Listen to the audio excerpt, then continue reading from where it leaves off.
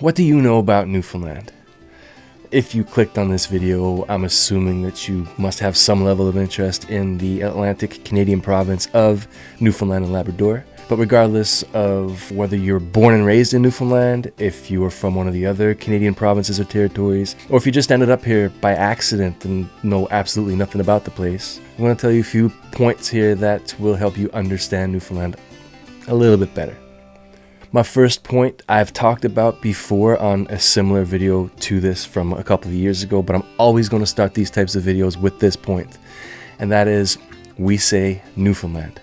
You'll hear Newfoundland. People struggle with the pronunciation of the name of the place. Newfoundland.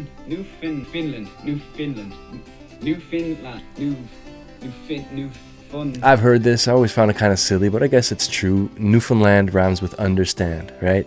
Newfoundland, understand. You use that same cadence and then hit that and at the end, and it kind of helps you remember that's how we say it. You used to hear government officials much more often. You'd hear on TV and media much more often before all these incorrect pronunciations of the place. And you don't hear it quite as much these days because people are more aware of it. There's Newfoundlanders everywhere, so people are probably getting corrected. I don't know what changed it, but it's not as prevalent as it used to be. So just a little public service announcement. As I said, I've mentioned this before. I'm going to mention it again, but we say Newfoundland. All right? The second point is definitely related to that first point because we're talking about pronunciation. And if there's one thing that most Canadians know about Newfoundlanders is that we have an accent. But as you can hear me talking right now, one of the things that I hear quite often is, where's your accent? Well, I don't know. I never really had a strong accent even as a young child, and I've spent more than half of my life away from Newfoundland. So, I guess things just sort of change over time. But one thing I want you to know is that there isn't actually a Newfoundland accent. I'll let you sit with that for a minute, Newfoundlanders, and if you want to get mad, but I'm going to explain, all right? There's obviously a Newfoundland accent, and when you hear it, you might recognize it right away, but a townie from St. John's will sound very different from somebody from Fairyland, who will sound very different from somebody from Fogo. There's definitely going to be some commonalities regardless of the region, but there isn't a standard Newfoundland accent. Just like most places where there's an accent, there will be different dialects, different variations on pronunciations of words. Slang will change place to place. So there are a bunch of Newfoundland accents. My family, I have a big family, and if you came over for a big family gathering, whether I'm talking about my nuclear, my immediate family, or my cousins and aunts and uncles and everybody, if you had conversations with us, you would not only doubt that we're family, you would doubt that we're all from Newfoundland because the accents vary so much even within my family, all right? So yes, of course there's a Newfoundland accent, but there's not really a Newfoundland accent, not one. There's many, and Newfoundlanders don't all sound the same way. Point 3. We almost killed our Prime Minister. Yes, Prime Minister. So you probably are aware that Newfoundland and Labrador, well, Newfoundland at the time, was the last entry into Confederation with Canada. So before we joined Confederation, we were our own self-governing colony, dominion, country, for all intents and purposes. Our political leader, the leader of the government back before we joined Canada, which now we have a premier, but back then, our leader was the Prime Minister. And sometimes that was used interchangeably with premier, but the actual title bestowed upon the leader of the governing party was Prime Minister of Newfoundland. Not Newfoundland and Labrador at the time, just Newfoundland. Richard A. Squires was the second last Prime Minister of Newfoundland because he's not solely responsible for all of the problems that Newfoundland faced in the 1930s leading up to the dissolution of responsible government and the introduction of commission of government, essentially giving up our democracy. He's not solely responsible, but I do consider this man to be the worst Newfoundlander ever. There are individuals who have done worse things. For this man, considering the level of power he had and the amount of trust that people needed to have in their leader and the disappointment that he brought down on people through treating the government treasury like his own bank account to fuel his high-flying lifestyle for him and his wife, I truly consider him to be the worst Newfoundlander of all time. And again, not solely responsible for Newfoundland giving up democracy and eventually heading into the Canadian Confederation, but what he did at the time that he did it certainly played an enormous role in leading us in that direction. So Richard Squires is a 2-term prime minister, and he was actually forced to resign from his first term through unbelievable corruption and general bad behavior. But the public has a short memory, as we all know, and he came back into power. The first term was at the beginning of the 1920s. His second term started at the end of the 1920s. So just before the stock market crash in 1929 and the Great Depression, and then into the first couple of years of the Great Depression. And the Great Depression famously was not kind to very many. And Newfoundland was particularly hard hit, even considering how hard everybody else was hit. And this man presided over a government that had a lot of troubles.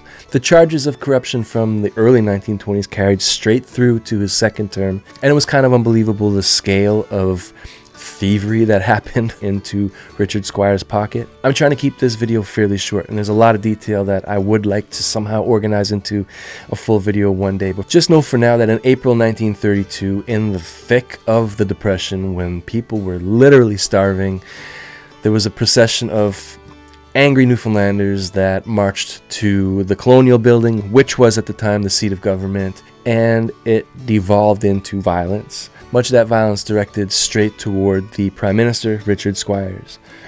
The Colonial Building was largely destroyed. The structure still stood, but every single window in the place was beat out, and there was attempted fires, but they all got put out. The contents of the building were smashed and stolen, and Richard Squires was lucky. He got away that day with his life.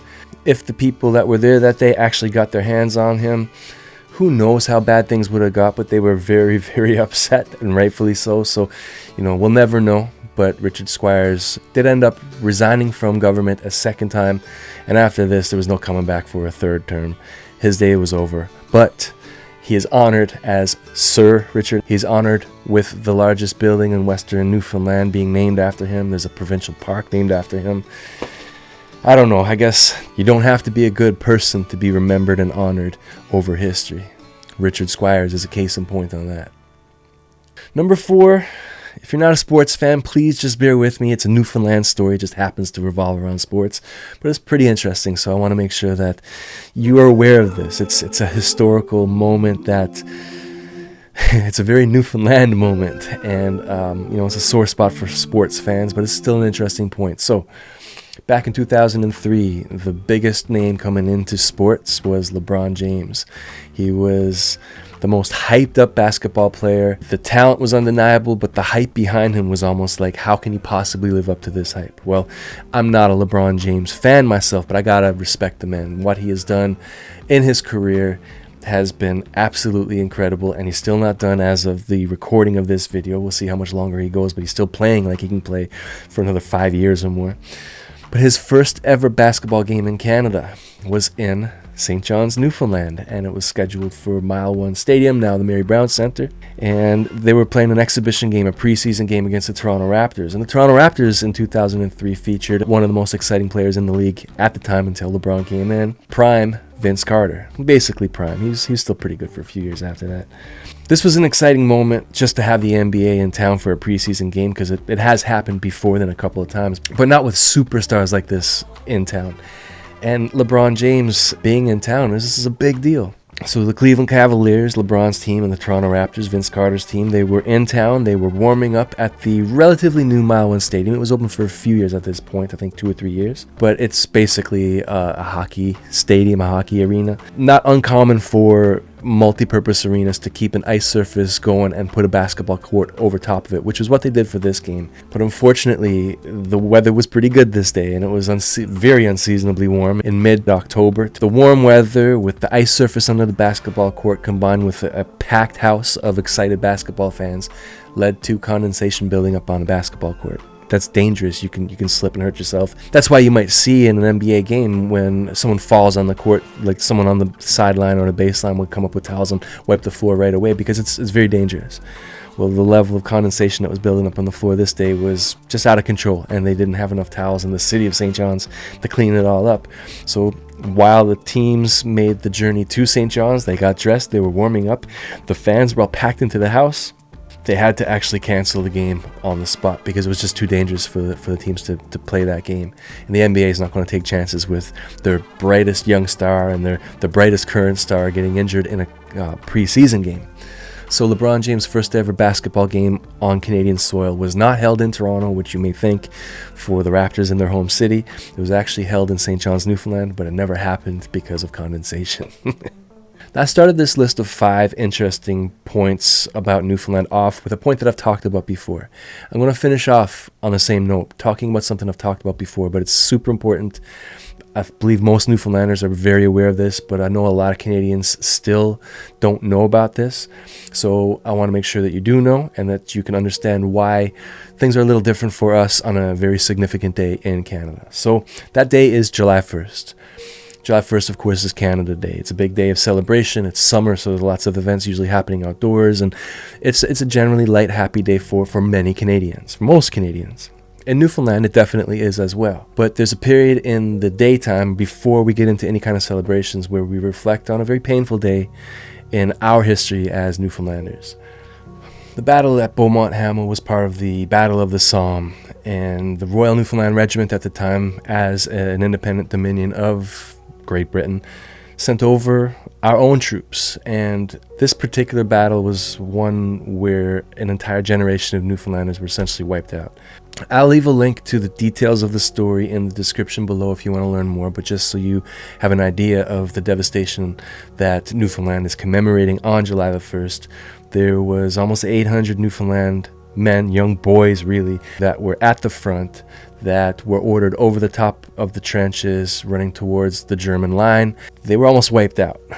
Of the nearly 800 men and boys that took part in that assault that day, just over 100 survived at all, and less than 70 were available for roll call the following day. Now, if you know about this, excellent. I just want to make sure that more people know about it. So the point of me bringing it up here is just to make sure you're aware that this is part of Newfoundland's history, which means it's part of Canadian history. And if you're not tied to Newfoundland, you don't have to feel any type of way about it. But please just understand that if Newfoundlanders take some time to hold off on the celebrations on Canada Day to reflect on a very important moment, that's what we're doing. So there you have it. That's 5 points that I hope all Newfoundlanders for sure, but all Canadians be aware of when it comes to what makes Newfoundland stand out as a unique, different piece of the Canadian puzzle.